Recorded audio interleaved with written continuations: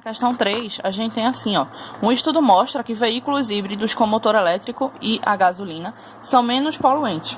O seguinte quadro comparativo quantifica o CO2 emitido em gramas por quilômetro por um carro híbrido em um carro a gasolina e pessoas em diferentes situações. Então, ele coloca aqui, por exemplo, ó, que 4 bicicletas emitem 25, certo, gramas por quilômetro.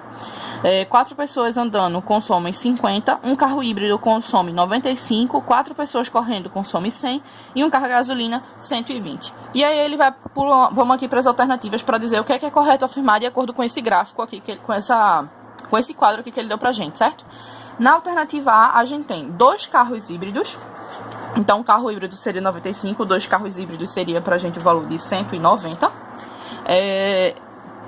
Emitem 15% a menos CO2 do que carros a gasolina. Então, vamos primeiro ver essa quantidade aqui de carros a gasolina. Carros a gasolina a gente tem como sendo de 120, certo?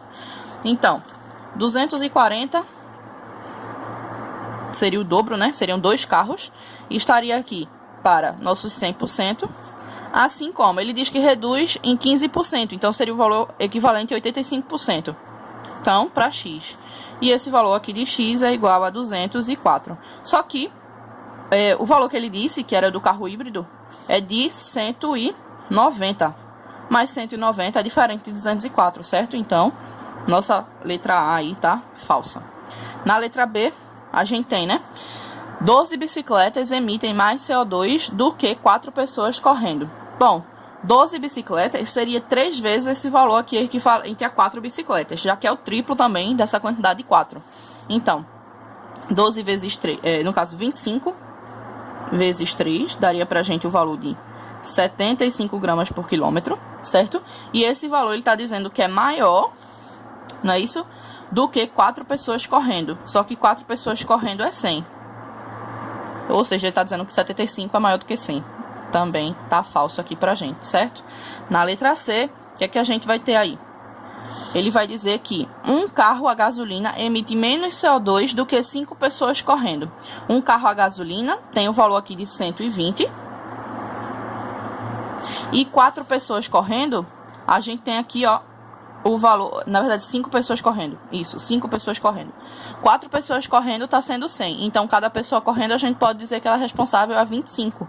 Como vai acrescentar uma pessoa aqui, esse valor vai pular para 125. Então, ele está dizendo que 120 é maior, na verdade, que 125. Certo? Ele está dizendo aqui, ó, um carro a gasolina emite menos CO2 do que 5 pessoas correndo. Então, as 5 pessoas correndo emitem mais. Isso aqui é verdade.